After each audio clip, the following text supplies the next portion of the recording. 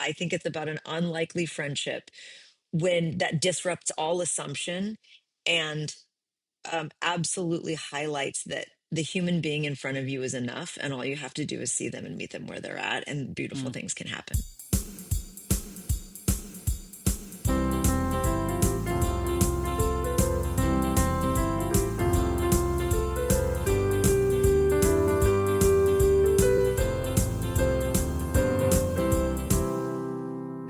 And welcome to No Script, an unscripted conversation about theater's best scripts. I'm Jacob, and normally I would say, and I'm here with Jackson, but today I'm not here with Jackson. I'm here with another special guest who I will introduce just shortly. Today is kind of a special episode, a special summer episode. This is happening between our usual seasons, our usual spring season and fall season, but we had this just wonderful opportunity, knew we wanted to take advantage. I'm not here with Jackson today because I am being joined by Audrey Francis, artistic director of Steppenwolf Theater. We're discussing a play opening at Steppenwolf very soon. We're so excited about today. Welcome, Audrey. Thank you, Jacob. I'm excited to be here. This is so, it's exciting for us to have you here. It's always exciting to talk about productions that are going on in the world, and I'm especially excited by this play for reasons that I'll talk about in a little bit. But let me just introduce the audience to you briefly. Audrey Francis currently serves as artistic director of Steppenwolf Theater alongside Glenn Davis, where she has been an ensemble member since 2017. She's an actor, director, educator, and coach. Audrey directed POTUS in Steppenwolf's 23-24 season, and her Steppenwolf performing credits include Noises Off, the Thanksgiving play, The Herd, Between Riverside and Crazy, The Fundamentals, The Doppelganger, an international farce, and Dance Nation. TV credits include Power Book 4 Force, Justified, Civil Primeval, Chicago Med, Chicago Fire, and Empire. Film credits include Perpetrator, Knives and Skin, Later Days, and Distant Learners. She's taught acting in New York, LA, Toronto, Sydney, and Melbourne, as well as the University of Chicago and the Theater School at DePaul. Audrey is a professional acting coach for Showtime, NBC, Fox, and Amazon, and is the co-founder of Black Box Acting. Anything else that we should know about you, Audrey, alongside that tremendously wonderful bio? Just that I have an amazing husband named Chris and a pit bull named Antonio. That's a great name for a dog. That's Thank you. tremendous. He's very And romantic. Chris is a good name, too. It is. Well, we are here to talk about Noah Diaz's play, You Will Get Sick, which is opening this week at Steppenwolf. How is everybody feeling about opening this week? Well, so we actually start previews this week, which Okay, means we have our dress rehearsal on Wednesday, I don't even want to say 4th, I think. And then the real opening is on the 15th. So how's everyone feeling? We just had 2 12-hour tech days this weekend. And like when you get into tech and you're putting all the lights and sound and costume and you realize, I feel like there's many different kinds of plays, but there's that one kind of play where it's like you could do anything with this play, and there's a million different variations of it, and it's so imaginative that once you get into tech, or once we got into tech, I had a really mind-blowing experience with the design team. But now I'm kind of a little overwhelmed with possibility and feeling afraid and afraid about time. So that's how I feel. I feel scared shitless, but in a good kind of a way. That's an exciting place to be. And the script has like the open opportunity for that, as we'll talk about. This play is like weird in the best possible way of being weird. I think it's often described as like whimsical or surreal. It's got so many things that bend the reality that the audience is entering the theater with, that makes it, a lot in your hands for what that's going to look like. 100%. I feel like this is a play where it's so beautifully written and it's so precise and imaginative that you could just have 2 people stand up and say it in a black box. Yeah. Or you could make it a huge spectacle. Yeah, no, I totally agree. You said in an interview that's like on the Steppenwolf page about the show, you and Amy Morton are doing an interview, and you had said at one point that you put the script down after reading it and had said something to the effect of like, that was one of the best plays I've ever read. And I mean, not to just butter you up as a wonderful guest. But I had a very similar experience reading the play where it's so intentionally written and so specifically written that reading it is a tremendous experience. And attending a reading of this play, I think, would be an incredibly moving experience. And then everything that's laid out in possibility from there is it's a huge, I don't know, and like an ocean of what could be, knowing that you're starting with this play that reads incredibly well. Yeah, it's a really cool thing that he's done, which is like he's taken something that everybody has to deal with, Yeah. whether it's mortality, time, getting sick, feeling like you're letting people down, the fear of your body or your brain betraying you, the fear of becoming a burden, all those things that it can be so close. And yet he's placed it in this world that is adjacent to our world Yeah. in a really absurd way, and also really is inspired by and with themes of the Wizard of Oz, right? Which I think, at least in my generation, everybody really knows the Wizard of Oz. It helped for me, it helped me grow up. So there's these two really relatable things that are both of a mortal life and of an iconic film world. Mm-hmm. And then he's put it in a play, and it has to be a play. You Will Get Sick is one of those plays that you have to be in the room for it, and you have to watch it in real time to experience both the wonder, the intimacy, and the magic of what it means for two people to have an unlikely friendship with a short amount of time and not a lot of bullshit. Yeah.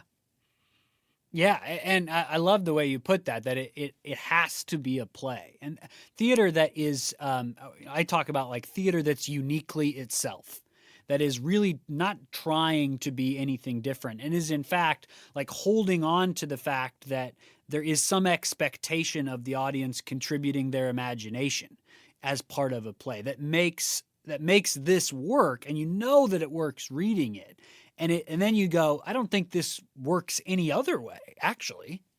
100%. And I love what you just said. Like, just by nature of walking into any theater, I believe that a human is willing to go on a journey that they can't pause, Mm, or that they can't. I mean, everybody can always walk out, and that's fine, but you're kind of saying like, this is going to happen in front of me. I could get up and I could totally destroy this play yeah. if I wanted to get up and just start screaming. Or so there's already like this cool social contract that happens about respect and listening and buying in.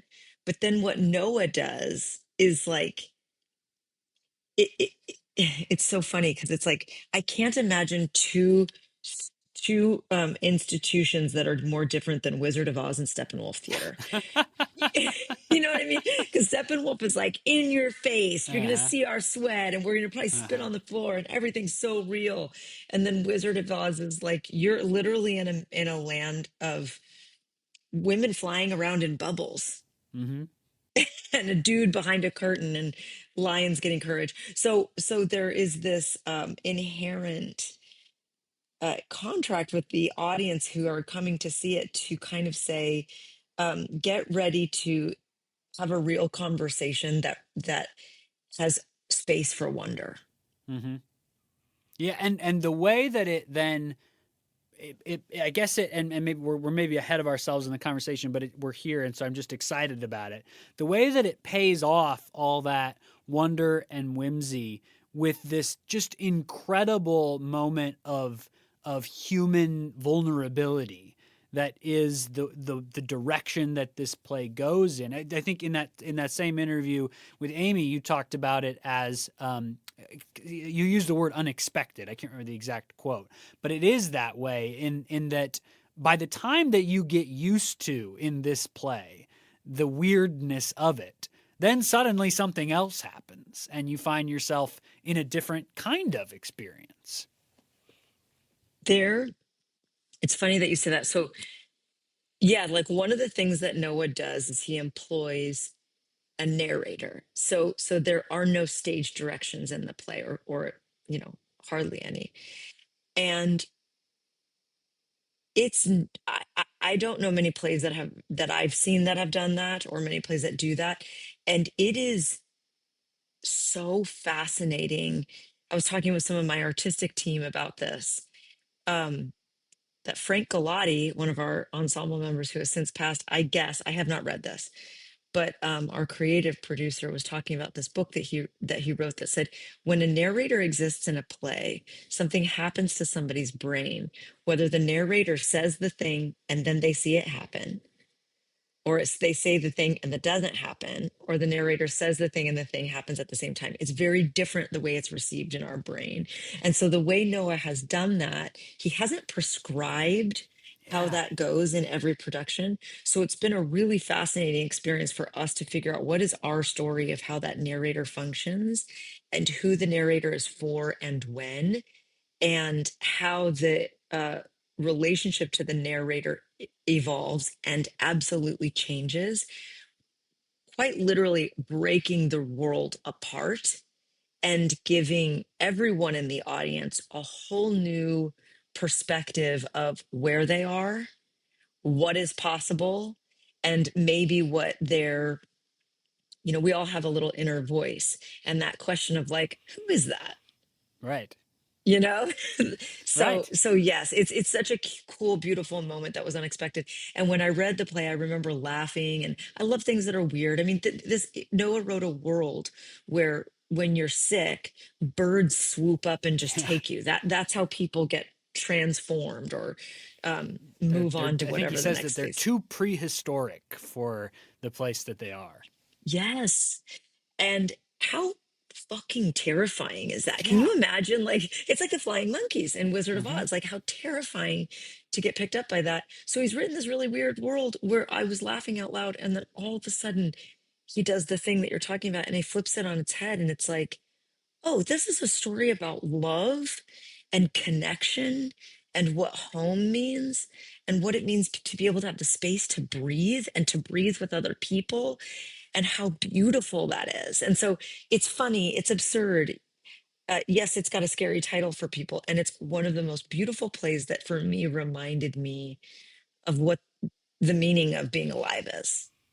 Yeah, yes. And you talk about the space to breathe, and I'll just sort of direct the conversation a little bit here because in the play that's a reference to the Midwest. He talks about like the very middle of the country. That's of course got some Wizard of Oz in it, the Kansas of it all, I guess. But it Yeah. also has some to do with Noah Diaz's background. Noah is from the Omaha Council Bluffs area, talks about himself as a kid from the Iowa-Nebraska border. One really just fun thing for me in this conversation, I also grew up in Omaha, in the Omaha Council Bluffs area. I'm also from that area, and I'm going back. I'm joining the theater faculty at UNO where Noah was a college student. So this conversation, like at this moment in my life, is a very weird building up of experiences.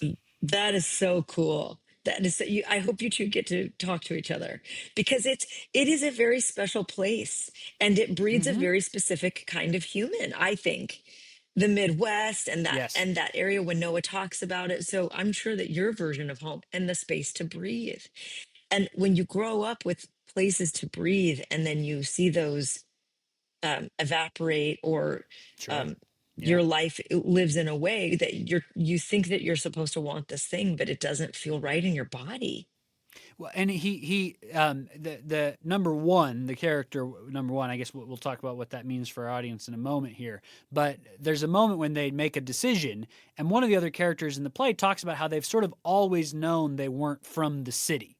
The play takes place in the city, and that it had been apparent that people who weren't from there aren't from there. And as somebody from the Midwest, and my partner and I've lived all over the country now, there is always, I don't know that I've ever heard anybody from like my spot be bold enough to say out loud this feeling that's like, everybody knows. Everybody knows I'm actually from the Midwest. Yes. Well, and what's interesting, I'm from Colorado, so I'm not from the Midwest, but I have lived in the Midwest now for over half of my life. Mm-hmm. And I understand now Mm, what it is to be over in the East, in the West, and how unique, weird, yeah. and beautiful the Midwest is. But it is very slippery. Mm-hmm. It feels, I don't know what that means when I'm saying this, but it's like, it's so nice. It's genuinely kind. The whole farming situation, Mm-hmm. these barns and these fields of wheat. Mm-hmm.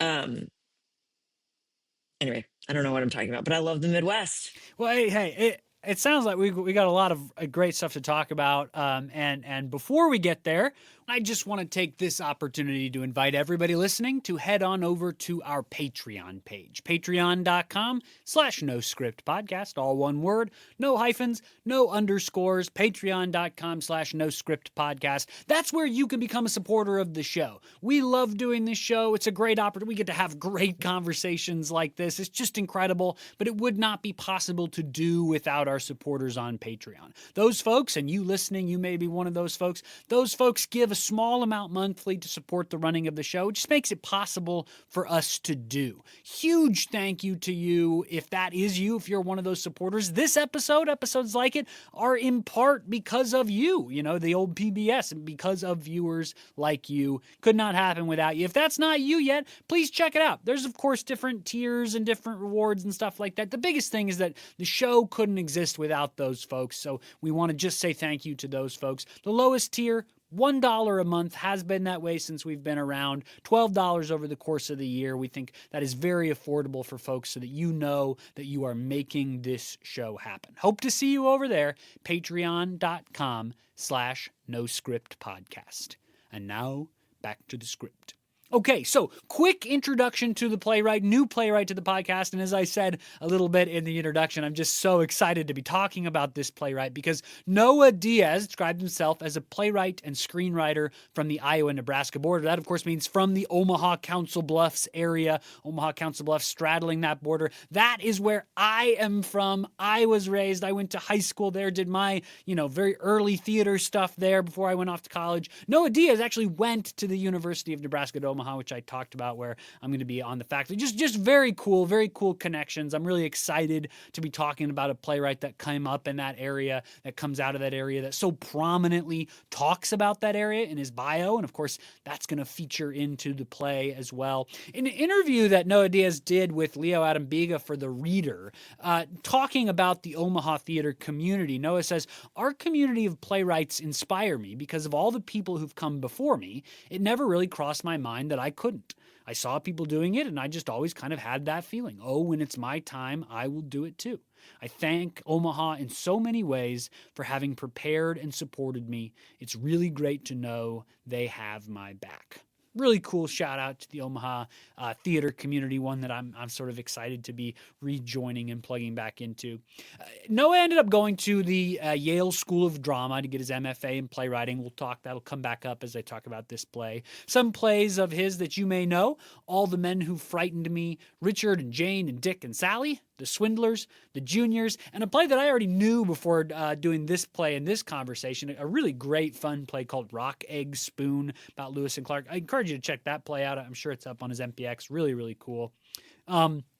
Noah's had productions at places like Baltimore Center Stage and Roundabout Theater. He's commissions from La Jolla Playhouse, Roundabout, Manhattan Theater Club, Baltimore Center Stage, Audible Amazon Studios, Arena Stage. His work has been developed with places like Berkshire Theater Group, Two River Theater, The Soul Project, First Floor Theater, The Playwright's Realm, where he was a Page One resident playwright. Noah is a recipient of the ASCAP Cole Porter Prize. He's a 6-time recipient. Just let that sink in. A 6-time recipient of Playwriting Awards from the Kennedy Center, and he's a nominee for an Outer Critics Circle Award.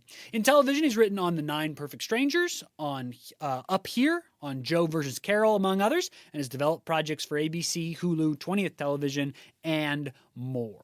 This play, You Will Get Sick, this weird, wonderful, wild play, was an Outstanding New Play Henry Award finalist in 2022, was a winner of the John Gassner Award for New American Play, and finalist for that in 2023, at various Kennedy Center prizes, as well as a Latinx Playwriting Award out of the Kennedy Center in 2019. It had an initial reading at Shelter Belt Theater, which is Omaha Theater, in 2018, and then a workshop at Yale in 2019. And my understanding is that this play was going to be Noah's MFA thesis production at the Yale School of Drama. But unfortunately, the pandemic sort of, as it did, it just got in the way of things and interrupted and really, it prevented that production from happening. And the pandemic being, this massive worldwide illness, pandemic thing, and this play being about illness and sickness, there's some kinship, not kinship, but there's some connection there that is interesting to think and talk about, and maybe we'll have that chance today. There was a reading by the Seven Devils New Play Foundry on Zoom in 2020, and then in 2022, You Will Get Sick has its off-Broadway premiere at the Roundabout. It becomes a New York Times critics pick. The reviews are amazing. I've been able to watch some scenes and interviews from that production. Just looks utterly tremendous. That play had Tony Award winner Linda Lavin and star of Billions Daniel K. Isaac in the cast. It was directed by the great Sam Pinkleton. There was another production in 2024 at Salt Lake Acting Company, and it's also in 2024 at the Available Light Theater in Columbus, Ohio. And the production that we're here to talk about today, this summer at Steppenwolf Theater, the Chicago premiere of You Will Get Sick. Previews begin this Thursday, June 5th. It opens on June 15th and runs through July 13th. You have an opportunity, if you're in Chicago, the surrounding areas, or want to travel to see this just truly remarkable, in many ways, just astounding play, You Will Get Sick, at Steppenwolf Theater. I'm here with the director, Audrey Francis. Audrey, let's start with this because, we've talked for a while now, but let's dive back in with this. This play definitely has a story, but there's also like all these other things that are going on around the story. So like when you talk about the play, what do you say that the play is just like about on a what the audience is going to come and sit down and experience sort of level? Yeah, at the root of it, I feel like this play is about an unlikely friendship that, because of its newness, there's a real beauty in the friendship at meeting the other person where they're at and not having any sort of judgment or expectation about anything. So from my perspective, this plays about so many things, but when I'm really moved by the play, I'm moved about a younger man who has received a diagnosis, and it's not the way things were supposed to be. It's not the natural order of things because he's young and he has been given a diagnosis that he doesn't have a lot of time.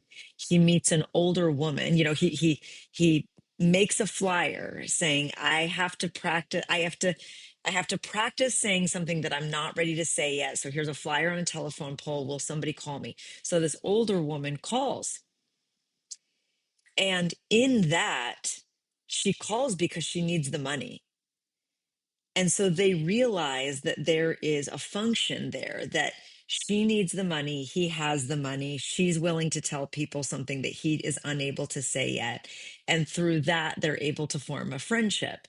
What's beautiful about it is that the friendship evolves from being a really transactional friendship to one of deep seeing and being seen, and in a very vulnerable point in one's life. And so um that's, I guess that's the long-winded answer, that I think it's about an unlikely friendship when that disrupts all assumption, and absolutely highlights that the human being in front of you is enough, and all you have to do is see them and meet them where they're at, and beautiful things can happen.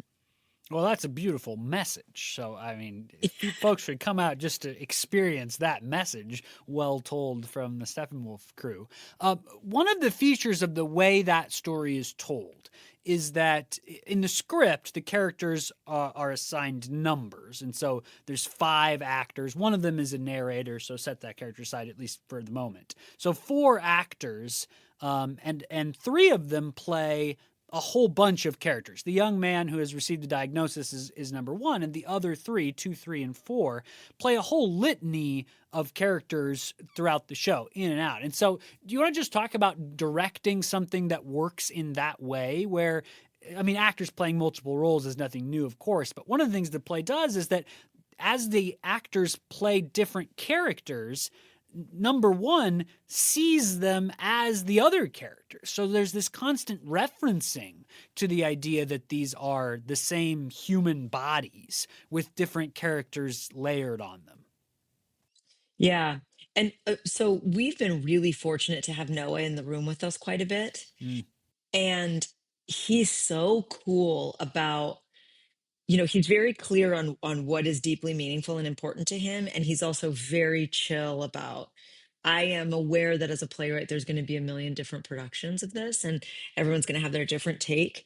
So I've actually been in conversation with Noah quite a bit about that, because that can go in a million directions, as we said. But where we were kind of landing with the multiple characters was like, are these kind of absurdist clowns that kind of like come into the world and they have such big personalities that it highlights the simplicity and beauty of the friendship between one and two?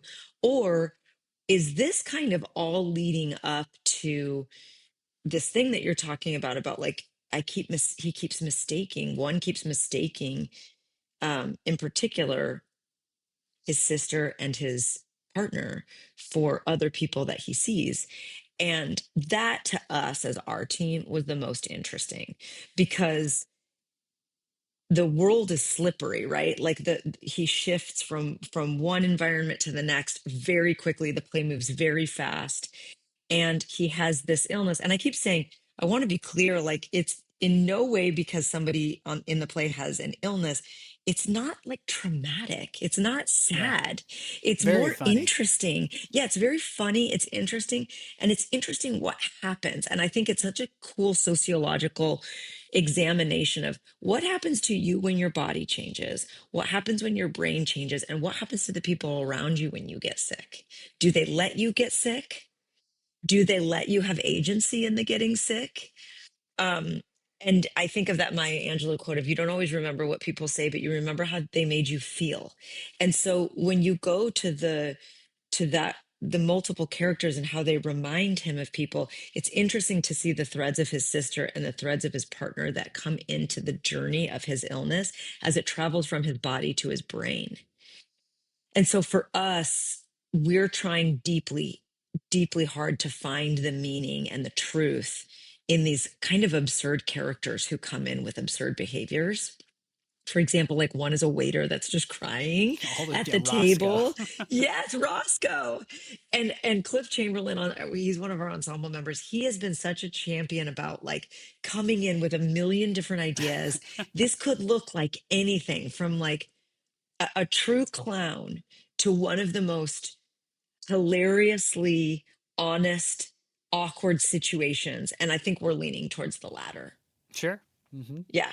And at one point he's selling like bird insurance. Yes. I mean, just all Right. kinds of stuff. And Right. the other thing about a lot of the characters that one interacts with is that many of them have been caretakers for people who are sick, and that's one of the maybe like I don't know, more subtle. I don't know that that's the word I want, but one of the things that I find myself connecting with in the story is not, I don't know if universal, but this idea that taking care, being around people who are sick is something that is very common. And while it can feel very isolating, the truth is that virtually everybody you know has done it in some form or fashion. And so all these characters having these, and one, in fact, took care of his brother and his partner, both, in the same lifetime. And now it's his turn.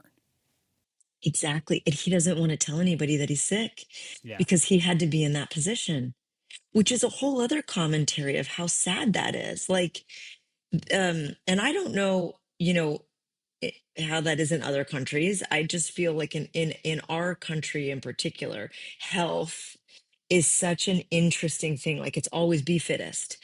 be, Yeah. at your best and do this. So when someone's sick, it's like we don't want to be left behind. We don't want to slow anybody down. We don't want to be a burden. We don't want to cost any money. And that sucks because we're all going to get sick. And my hope is that it's kind of an opportunity for us to reframe that, to the exit sign, or when we just get sick, that it's an opportunity to like make somebody feel good instead of bad. There's some just great, it's like heartbreakingly great writing, but heartbreaking moments of dramatic irony where, because he's not telling anybody, people around him talk about their experience of caring for people who are sick. And of course, we, the audience, know that he is sick. And so that those conversations just become you can at the same moment experience how brilliant the playwright is for getting the character in this situation, and how just gut wrenching that conversation is. Oh my God, yes. Like there's that scene in the acting class where they all act like they're so sick a bird is going to Yes, take them. yes. And it's so disturbing in the best way possible, that you never know what someone's carrying in their backpack, how they're feeling, all those things of um he does it so beautifully and so smart. Um yeah, man, he's a genius, Noah. I really think he's a genius. I hope you two connect, and I whatever y'all are drinking in the water where you grew up, I'll There you take go. some. Yeah, boy, if it's Omaha stuff, that's really delightful. I'm Yeah. hoping that it is, in fact.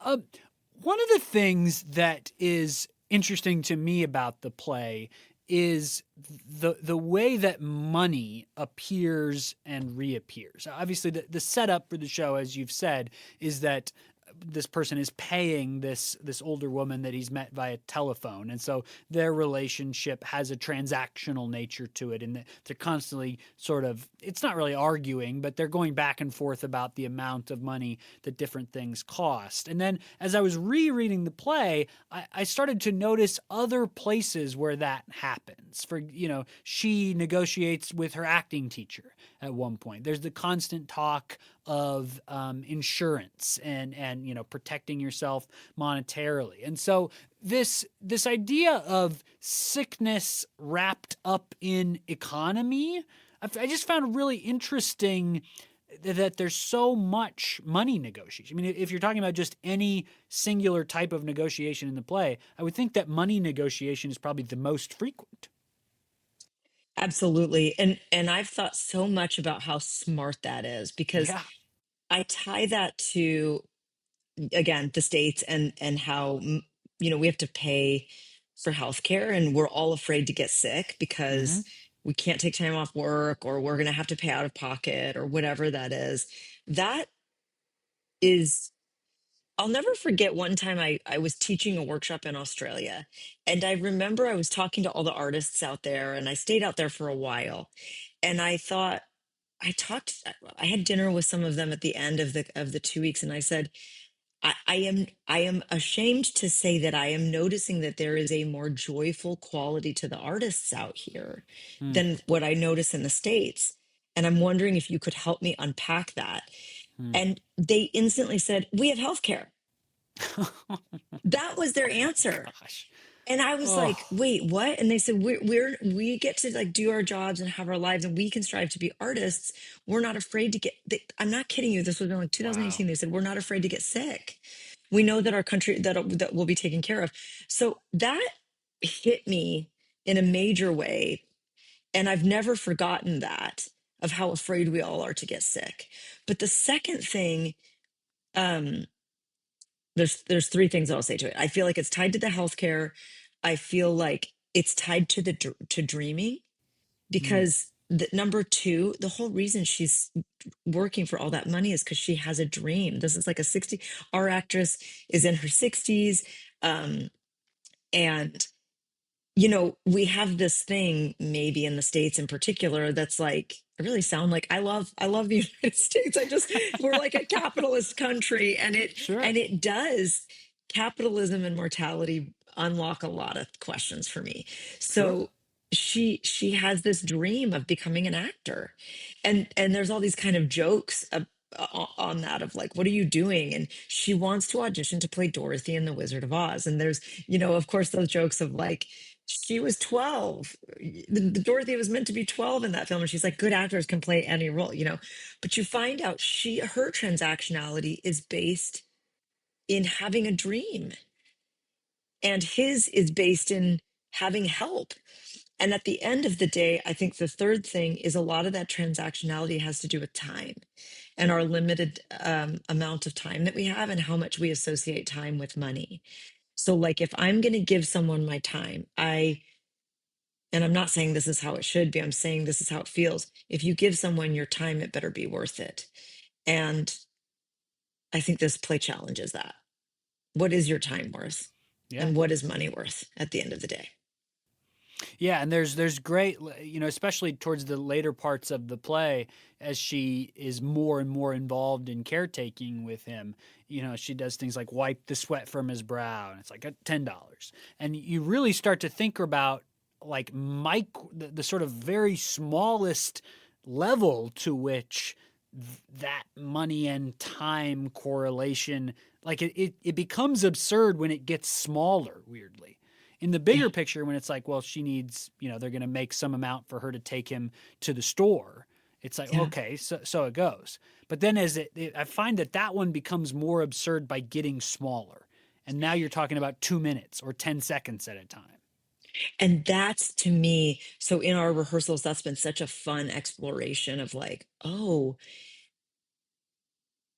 if they keep that structure, that Mm, contract, I say in air quotes, then they don't have to acknowledge that they are really starting to genuinely care for each other. yeah, yeah, And she can't even call him her friend, right? Like it's hard because you can start to see, oh my God, they're friends.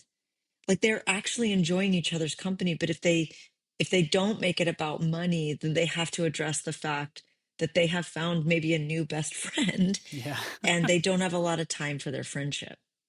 yeah. That character has another really interesting role in the show. There's the practical story of it, which is that he's paid her to tell people for him. And then that ends up kind of doubling in a way in which she performs his story at several points in the play. And his, part of his journey is in being able to say this to people. But we learn it about him through her. We, the audience, do through her performance of his story. And that, in a play where there's so much else happening with performance, as these actors play multiple characters and that layer is sort of seen through, the idea that she plays him, not just once, but several times, is just, I think that is a fascinating way to stage that. Oh, it's so cool. And what Noah's talked about is that it's important that it's always in his mind, that he's Mm-hmm. imagining her doing that. And it's so funny. This has been such an interesting point where now I'll talk about the production because we've always been asking of like, well, is she a good actor or is she not a good actor? And Amy Yes. Morton's playing the role who, like, for me, or in Chicago at least, she is like a very Chicago theater icon in my world. Just to interrupt you just briefly to celebrate Amy Morton, I took a class in Chicago theater when I was an undergrad student, and Amy Morton was one of the key lessons was about Mhm. Amy Morton. Like she was Amazing. a Oh my God, pillar what of the was the less class. So she that is? yeah, mm-hmm. Oh my God, I love that. Yeah, she is um true magic both on and off stage. And so one of the things it's like, and she was the one that called me like a couple months before because she was Amy Morton, so she was memorizing her lines. She's like the most veteran person in there. She comes in the first day off book, like ready to go, ready to do the work. And she said, am I a good actor or a bad actor? And That's such a good question. I had it was not such thought a about that. Yeah. right. And so we've been kind of playing, where I've been kind of working, and I think we're trying to find what is the thing that we all three agree on, Noah and Amy and I. But one of the things is like she's learning his story, and at first it's very distant to her. So she acts. She's also at the same time learning to be an actor. So she's not an expert at it. But as time goes on and she starts to get close to him as a friend, it's less acting and it's more like quantum entanglement is kind of what we're Mm-hmm. exploring. Mm-hmm. And so I think Noah's done this beautiful exploration of like, I'm imagining what does this person think of me after I told them my deepest secrets? And I know that she's an actor and I know she's probably using some of my material. And Mm-hmm. how is she doing it? And looking at how she's telling his story through like a lens of love and compassion. And um, it makes me think of like how sometimes being with someone when they're going through a hard time can actually be um, a gift for others outside of that situation from how we learn from it. So yeah, that's a really cool thing. And we've been playing with her as an actor and doing those monologues as him, which is fascinating. And then getting, not great at it and better at it as she not only becomes a better actor, but she becomes more attuned to his experience Mm-hmm. and less distant. Yeah, and I'm so fascinated by that choice just in the pure script form because it is the way that we the audience get the information. It's not like when she tells us the story, right, very, very early in the play about the phone call, and she performs him on the phone call. That exposition is not repetition. It's like the new, like we are learning about him being sick through her. Like Yeah. we somehow have, I just think Noah is so brilliant there to put us in the same position that number one is trying to put the other characters in, like not having to tell the story directly himself. We don't get it directly. We get it through two, which is the same way that several other characters in the show get it. Yeah. It's so smart. It's so smart. I love a play that makes me, I have to keep up with that play. And every time we run it, I learn something new. He's just, I don't, yeah. And I said this to him, I was like, when I read the play, I thought, I don't know how you see the world, but I want to see it more through your eyes. No, I totally agree. That's Yeah. yeah, and I It's so just cool. yeah, very cool. Well, there's a lot of like weird other stuff in this play. That's just like the giant birds we've talked a little bit about. As he gets more sick, he like starts to turn into hay, and you've described that this play is maybe a little atypical in some of that way for Steppenwolf, but just in general, working on a play that bends reality so much. I just directed a play here where I am, where it felt like every other page there was like another thing to deal with, right? Where it's just like you're in a constant stage of like, okay, now I got to do this. Well, how are we going to do that? And then and it feels like there might be some challenge in staging a play like that for you all. There's none of the weirdness doesn't ever stop. No, and it just gets more weird. Yeah. First of all, congratulations. Did you get Well, through it? we got through it. Okay. But it's no joke. And especially Yeah. as the director, and I'm sure like when you get into tech, you start to get to that point of like, I'm fried. I don't Mm-hmm. even know what to do next because now there's a Decision whole new, overload. yes.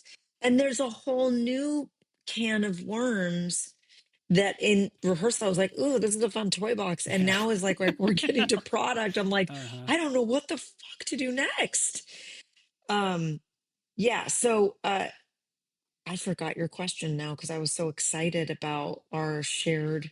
Well, yeah, just if you're interested to talk about like how do you go about creating, maybe this is a good question, like the something that is a consistent world from a play that is so consistent in its desire to like bend things. Yeah, okay, that's great.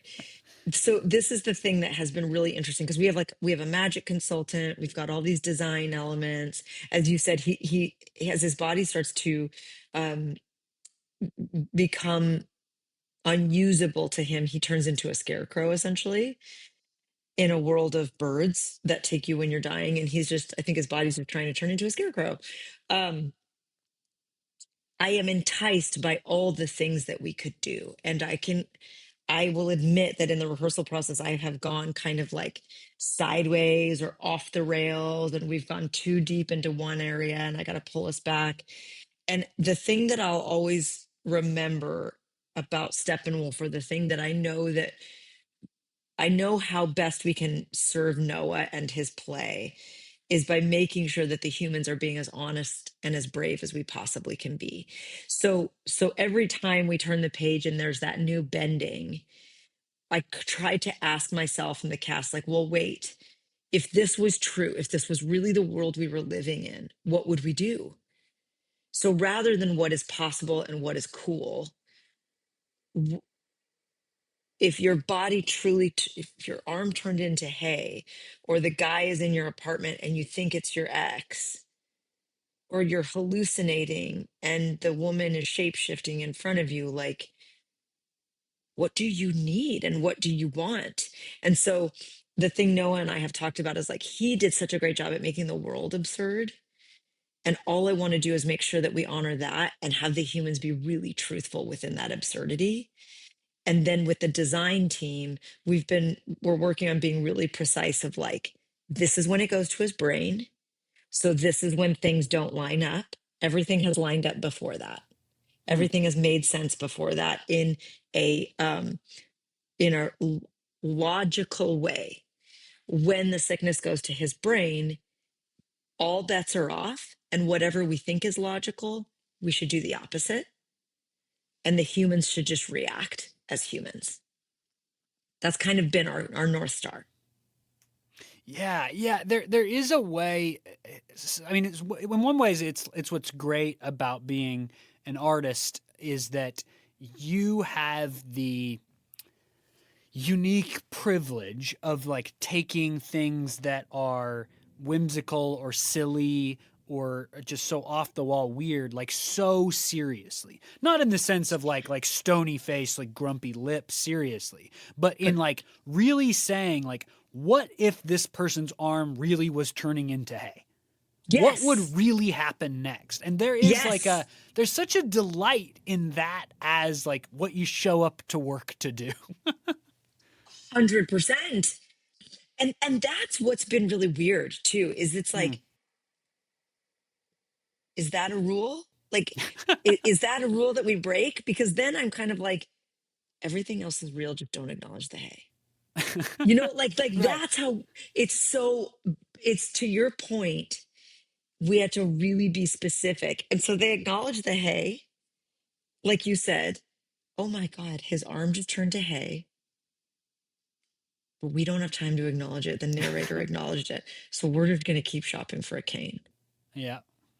which again, like in so many ways is like, oh yeah, I just didn't even acknowledge the thing that I saw that person going through.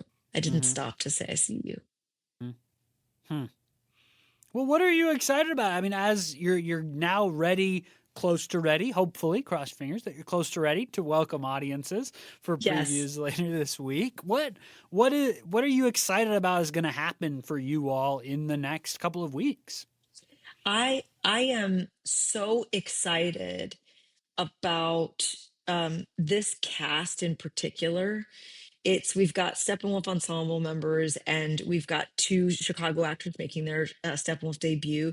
So we've got this beautiful team together of like one of our veteran ensemble members, two of our newer ensemble members, and two Chicago actor debuts, which to me is like such an awesome alchemy of energy on that stage. I'm excited for people, for audiences to just see that that true blue Chicago ensemble ethos on stage in such a totally different, spectacular format Hmm. than a family drama, than like a disturbing family drama that Right. Steppenwolf normally does, right? Like there's no couch on stage. And a lot of these actors have been in the disturbing family dramas that Steppenwolf does. 100%. And so I'm really excited about the actors bringing this to life. I'm so excited about the design team who is taking Noah's incredible launch pad that he provided, and us figuring out what our version of this distorted world is.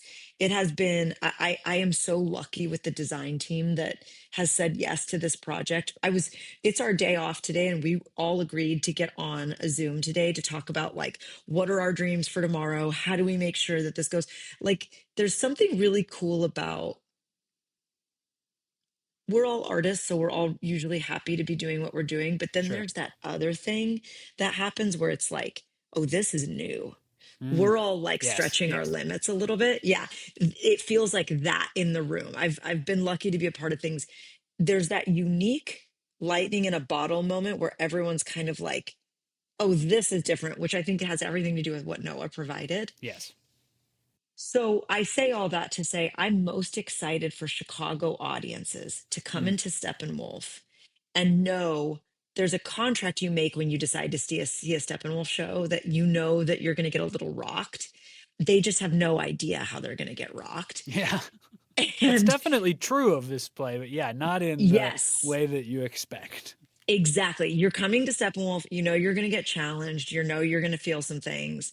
You're going to be essentially in a little bit out of control, but they have no idea what kind of out of control, because I don't think, at least for the last several years, our audiences have never seen anything like this.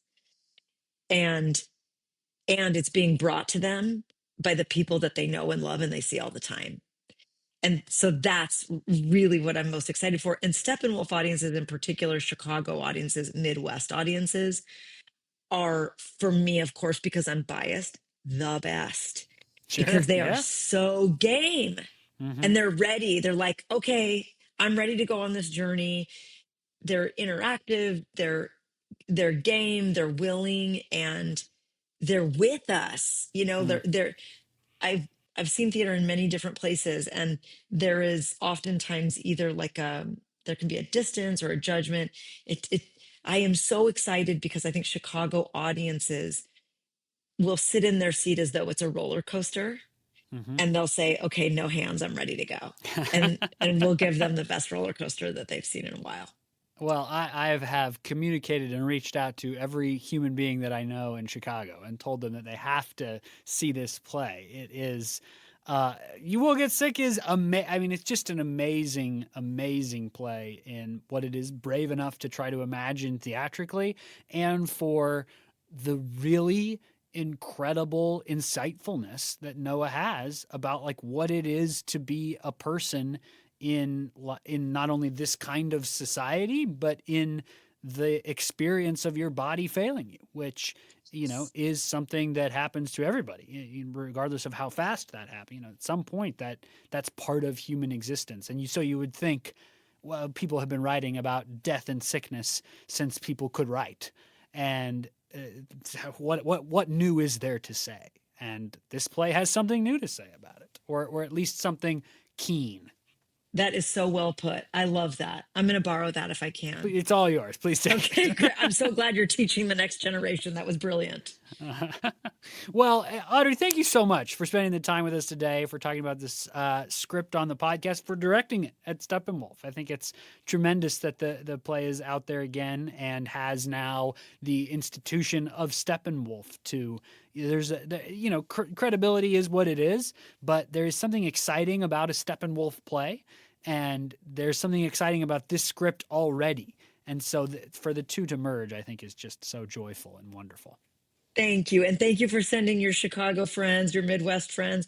And if you find yourself, we'll have all the seats ready for you in Great. Chicago. I got to see what the next couple of weeks of my life look like. That would Yeah, be just tremendous. I would you're love to, probably and busy. I hope one day to direct this play. Of Oh course, my God. all of us directors keep our little lists of when you read a script and you're like, this one's got to be on there, and this one's got to be on there. And then maybe now that I'm going back to Omaha, he's an Omaha playwright. There might be the opportunity. I don't know. Do it. I have to tell you, it's the most fulfilling play I've ever directed in my career. Wow, that's the biggest thing that you've said all the whole time, and you've said some wonderful stuff, but that is wow. Yeah, so I highly, please do, please direct it. It's been an amazing experience. Wow. Well, I don't know that we could say anything better than that. So thanks for joining us, Audrey. Thank you for listening out there. If you want to have a further conversation about this play, you can always reach out to us on our social medias. We're at No Script Podcast. You can also email us at noscriptpodcast not at No Script Podcast, noscriptpodcast@gmail.com. And please recommend us to your family, your friends, anybody you know that likes theater, conversations about writing and storytelling. Send them our way. We're on Apple Podcasts, Spotify, YouTube, all the places you get your podcasts. A link to the new episode is on every Monday on our Facebook page. However, we are in the middle of our summer break, so keep an eye out for our fall release of our new season. We'll be back sometime around the start of school, as we normally are. Until then, I'm Jacob, here with Audrey Francis of Steppenwolf Theater. Thanks for joining us.